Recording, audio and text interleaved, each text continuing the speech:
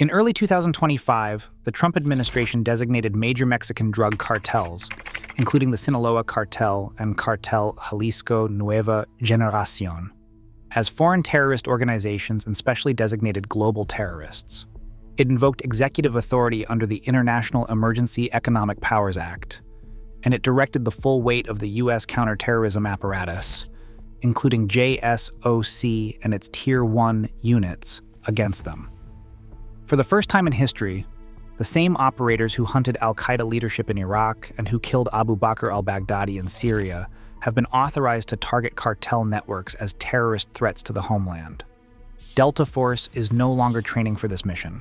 They are postured for it. On February 20th, 2025, the White House released a set of executive orders that rewrote the boundaries of American counter-narcotics policy. 8 organizations, among them the Sinaloa Cartel, Cartel de Jalisco, Nueva Generación, Cartel del Noreste, Guerreros Unidos, La Nueva Familia Michoacana, Cartel del Golfo, Carteles Unidos, and Tren de Aragua were formally designated as foreign terrorist organizations and specially designated global terrorists. The legal language was unambiguous. These cartels were now classified as threats to the national security of the United States, not just as criminal syndicates but as entities wielding violence and fear across borders. The orders invoked the International Emergency Economic Powers Act, IEEPA, and declared a national emergency at the southern border. This move unlocked a suite of authorities that had previously been reserved for confronting groups like al-Qaeda and ISIS. Treasury's Office of Foreign Assets Control immediately froze the assets of more than 200 individuals and entities linked to the cartels, cutting off access to the United States financial system. Under the Immigration and Nationality Act, the Secretary of State certified that these organizations met the criteria for terrorist designation. They were foreign, engaged in acts of terror, and posed a direct threat to American lives and interests. The text of Executive Order 14157 described an unusual and extraordinary threat posed by the cartels, citing their control of nearly all illegal traffic across the southern border, fentanyl, methamphetamine, and other synthetic opioids that killed approximately 112,000 Americans in 2023 alone. The order referenced the cartel's use of assassination, terror, and quasi-military force, as well as their links to foreign precursor suppliers in China. By connecting these dots, the administration established a legal and political foundation for treating cartel violence as asymmetric warfare. This single decision erased the firewall that had separated law enforcement drug interdiction from military counterterrorism. With the stroke of a pen, the president authorized Joint Special Operations Command, including Delta Force and other Tier 1 units, to target cartel leaders and infrastructure using the same find-fix-finish doctrine that once guided operations in Iraq and Syria. For the institutions charged with national defense, the mission set had changed overnight. The implications both at home and abroad would soon become clear. In 2019, the White House floated the idea of labeling the Sinaloa Cartel and Cartel de Jalisco Nueva Generación as foreign terrorist organizations. The plan was shelved almost immediately after a wave of diplomatic protests from Mexico and warnings from Congress that such a move would risk bilateral cooperation. Mexico's foreign ministry filed a formal complaint at the United Nations, and public opinion polls showed nearly 7 in 10 Mexicans opposed any United States military intervention on Mexican soil. Inside Washington, officials cited legal barriers. At the time, the Immigration and Nationality Act did not allow terrorist designations for criminal groups whose violence was profit-driven rather than ideological. But the crisis did not wait for legal clarity. By 2023, the Centers for Disease Control and Prevention reported a staggering 112,000 overdose deaths, 3/4 linked to synthetic opioids like fentanyl. The supply chain traced a clear route: chemical precursors such as NPP and 4-ANPP manufactured in Chinese factories, shipped to Mexico under vague labels, and processed in cartel-run labs hidden in the Sierra Madre and Jalisco highlands. Cartel chemists worked in mobile labs, constantly shifting locations to evade detection. The finished fentanyl crossed the border inside commercial trucks, tunnels, and even on foot, then filtered through a patchwork of street gangs, dark net marketplaces, and pill mills across the United States. The scale of the crisis changed the political calculus. Congressional hearings in 2023 began referring to fentanyl as a weapon of mass destruction. The Counter-Narco-Terrorism Act, passed that year, amended the Immigration and Nationality Act to permit foreign terrorist organization designations for groups whose activities directly fund or enable terrorism, even if their motives were not ideological. This legal shift, combined with a $1.2 billion defense appropriation for counter-narco-terrorism operations in the fiscal year 2026 budget, signaled that policymakers were ready to reach for tools once reserved for wartime enemies. Events on the ground accelerated the urgency. On June 12, 2025, Nemesio Oseguera Cervantes, Il Mencho, the elusive leader of Cartel de Jalisco Nueva Generación, was killed during a joint DEA and Department of Defense raid near El Salto, Jalisco. His death triggered a violent scramble for control among rival factions, briefly driving homicide rates higher in Jalisco and Michoacán. For United States officials, the operation underscored both the reach of cartel violence and the necessity of military-grade authorities to disrupt leadership and infrastructure. The convergence of legislative change, overwhelming overdose deaths, and the operational wildcard of El Mencho's killing made the February 2025 executive orders not just possible, but, in the eyes of many inside the Beltway, politically inevitable. 3 statutes now form the legal backbone of America's campaign against the Mexican cartels: the Foreign Terrorist Organization designation, the Specially Designated Global Terrorist label, and the International Emergency Economic Powers Act each grant distinct authority, and together they shape a strategy once reserved for the world's most dangerous insurgent groups. The Foreign Terrorist Organization designation is rooted in Section 219 of the Immigration and Nationality Act. There, the Secretary of State can designate any foreign group as a foreign terrorist organization if it operates outside the United States, engages in terrorist activity, and poses a threat to Americans or to national security. In the case of the cartels, the administration argued that mass fentanyl trafficking, enforced by violence and intimidation, fit the statutory definition of terrorism. Once designated, providing any support, including money, weapons, or logistics, becomes a federal felony, carrying penalties equal to aiding groups like Al-Qaeda or ISIS. The law also triggers asset forfeiture and blocks entry to any member or supporter. Specially designated global terrorist status is managed by the Treasury Department's Office of Foreign Assets Control, built on Executive Order 13224 and expanded after September 11, 2001. This authority lets Treasury freeze all property and financial transactions linked to designated individuals or entities. After the February 20, 2025 executive orders, the Office of Foreign Assets Control blocked the assets of over 200 people and companies tied to 8 cartels. U.S. banks were ordered to sever ties immediately, while foreign banks faced secondary sanctions if they continued business with blacklisted entities. For cartels whose operations depend on laundering billions through real estate, shell companies, and cryptocurrency, this financial tool is designed to choke off money at its source. The International Emergency Economic Powers Act gives the president broad authority to declare a national emergency in response to foreign threats. With the declaration tied to cartel control of the southern border and the fentanyl death toll, IEEPA unlocked sweeping economic controls and allowed the administration to bypass procedural hurdles that slowed earlier anti-cartel efforts. Under this law, the White House can direct Treasury, State, and Justice to act together, freezing assets, issuing sanctions, and authorizing covert or military actions under Title 50 or Title 10. The Act requires periodic reports to Congress, but its emergency clause gives the executive branch wide latitude in the opening phase of a crisis. These statutes work in concert. The Foreign Terrorist Organization label criminalizes support and opens the door to counterterrorism prosecutions.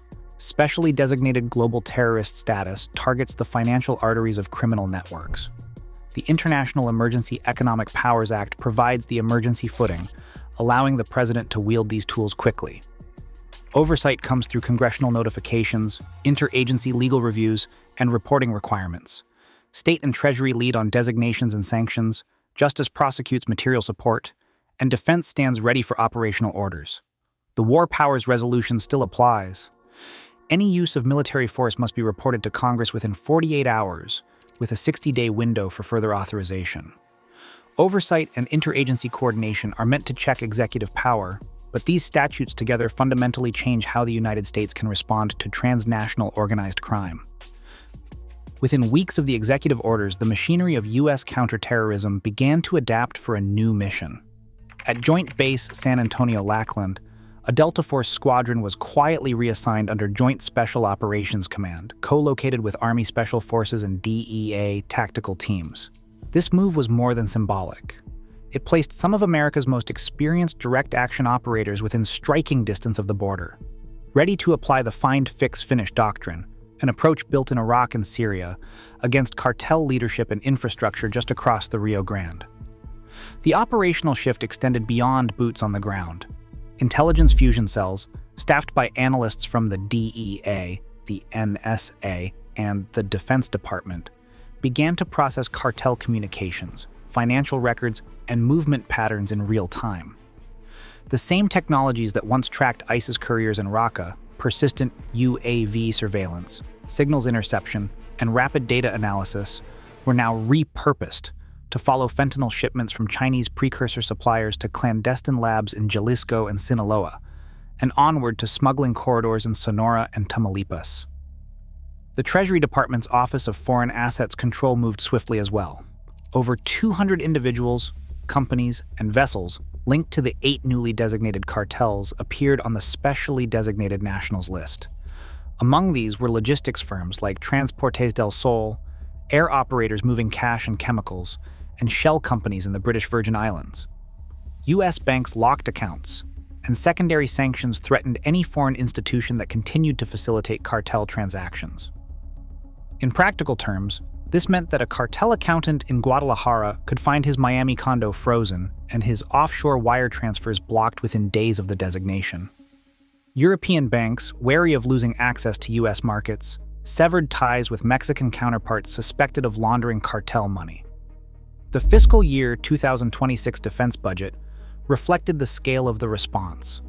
Lawmakers approved $1.2 billion for counter-narco-terrorism operations, with a significant portion earmarked for special operations procurement.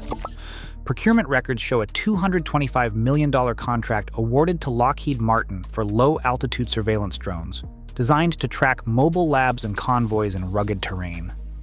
Additional funds supported the expansion of intelligence sharing platforms, merging DEA narcotics databases with military command and control systems. The Joint Counter-Narco-Terrorism Task Force, formed under U.S. Northern Command, began joint planning and rapid deployment exercises along the border. Meanwhile, U.S. Southern Command integrated Navy and Marine Special Operations units into Task Force Border Storm, supporting Mexican federal police in high-risk interdiction missions. The operational tempo increased, with intelligence, surveillance, and reconnaissance drones and Black Hawk helicopters staging from forward bases in New Mexico and Texas, ready to insert Tier 1 teams for high-value target raids. While these actions unfolded, the diplomatic cost was not far behind. The sudden blurring of lines between law enforcement and military action, the freezing of hundreds of millions of dollars in assets, and the visible buildup of special operations forces along the border sent shockwaves through Mexico's political establishment. For the operators and analysts on the front lines, however, the mission was now clear: dismantle the financial and command networks of the cartels using every tool authorized by the new legal regime. President Claudia Sheinbaum wasted no time in denouncing the executive orders. Within hours of the designations, Mexico's foreign ministry summoned the U.S. ambassador to deliver a formal diplomatic protest, warning that the unilateral move threatened the foundation of bilateral cooperation. Sheinbaum's televised address called the designations an affront to Mexican sovereignty, insisting that the fight against organized crime must remain under Mexico's jurisdiction. The foreign ministry filed a complaint with the United Nations, citing the principle of non-intervention and warning that U.S. military action, even if targeted at cartels, would violate international law. Inside Washington, the fallout was immediate and deeply partisan. On March 22, 2025, the House Armed Services Committee convened an emergency hearing. Republican members, led by Representative Mike Johnson, argued that the fentanyl crisis had crossed the threshold from public health to national security, justifying the use of military force. Johnson declared, "This is a war. Americans are dying by the thousands. We need every tool, including our special operations forces, to end this threat." Democratic members countered with warnings about civilian casualties, legal overreach, and the risk of igniting a broader conflict with America's closest neighbor. Secretary of Defense Pete Hegseth, testifying before the committee, maintained that the Department of Defense was prepared to use all available tools to protect American lives, but that strict rules of engagement and congressional oversight would be enforced. Hegseth's statement, "We are not seeking a war with Mexico. We are after the cartels that have declared war on us," captured the administration's public posture, but did little to calm anxieties in Mexico City or among skeptical lawmakers. As diplomatic cables flew between capitals and congressional transcripts filled with heated exchanges, the cost of the new counter-narco-terrorism approach became impossible to ignore. The tension between sovereignty and security now defined the relationship between the two countries, with both sides bracing for the consequences. In 1993, as Colombian forces closed in on Pablo Escobar, the United States played a supporting role defined by strict legal and diplomatic boundaries. U.S. involvement in the Escobar campaign was limited to intelligence sharing, surveillance, and training. Never direct combat. Plan Colombia, the framework guiding this partnership, required explicit host nation consent for every operation. American advisors worked alongside Colombian police and military, but the advisory ceiling was clear. No U.S. combat boots on the ground, no kinetic raids, and no unilateral action. The War on Drugs Act and a series of bilateral agreements codified this approach, reflecting a consensus that sovereignty and partnership came first. By contrast, the framework unleashed by the February 2025 executive orders removes many of these constraints. The Foreign Terrorist Organization and specially designated global terrorist designations, coupled with the International Emergency Economic Powers Act, enable the United States to act without waiting for host nation approval. For the first time, Joint Special Operations Command, including Delta Force and other Tier 1 units, can be tasked with direct action missions against cartel targets, using authorities once reserved for countering groups like ISIS or Al-Qaeda. The advisory ceiling that shaped the Escobar hunt no longer applies. Legal architecture now supports asset freezes, material support prosecutions, and, crucially, kinetic strikes ordered from Washington. This departure from precedent is not merely tactical, it is institutional. The Merida Initiative, which for years kept U.S. military support in Mexico limited to training and intelligence, stands apart from the new regime. Where Plan Colombia insisted on partnership, the 2025 approach prioritizes unilateral action in the name of national security. The stakes now are not just about disrupting drug flows, but about redefining the boundaries of military power and the risks of eroding diplomatic trust. As experts debate whether this new authority will deliver lasting security or unleash new instability, the shadow of Escobar lingers, a reminder of both the limits and the consequences of American intervention. Retired Joint Special Operations Command leaders see the new authorities as a direct evolution of the find, fix, finish doctrine. They argue that dismantling cartel leadership uses the same intelligence-driven strikes once aimed at ISIS and Al-Qaeda. The logic is the same, says a former Delta Force officer. You identify the network's nerve centers, fix their location, and finish the job before they can adapt. A senior DEA official, now managing border operations, describes the merging of military and law enforcement tools as transformative. DEA surveillance now feeds directly into the rapid action teams of JSOC, creating what he calls an Intel 2 strike pipeline. Sanctioning, freezing assets, and acting on real-time intelligence have replaced the slow, compartmentalized investigations of the past, shifting the pace of counter-cartel efforts. Not everyone is convinced. A RAND analyst points to Colombia and Mexico, where removing cartel leaders often triggered violent power struggles. He warns that without targeting financial networks, kinetic strikes may only splinter cartels, spreading violence. The June 2025 killing of El Mencho is his example. Homicides surged across Jalisco and Michoacan in the aftermath. Human rights lawyers raise sharper alarms. Treating cartels as terrorist groups, they argue, risks blurring the line between combatants and civilians, especially in crowded cities. They insist expanded military authority demands strict oversight. Proposals in Congress now call for an interagency oversight board, including defense, justice, state, and treasury, to review every kinetic action for legal and humanitarian compliance. 3 triggers for military action have emerged. confirmed intelligence of a major fentanyl shipment, identification of a high-value cartel leader directing production, or a direct threat to American personnel. Each scenario requires congressional notification under the War Powers Resolution. The future of U.S. counter-narco-terrorism policy remains uncertain, suspended between decisive action and the risk of escalation. With Delta Force now tasked with hunting cartel leaders designated as terrorists, the boundary between military counterterrorism and law enforcement has shifted, along the very border it was meant to defend. As overdose deaths climb and United States Special Operations adapt to this new mission, the question is no longer if the rules have changed, but whether we understand the risks being written into law. What would you do differently? Drop your thoughts below.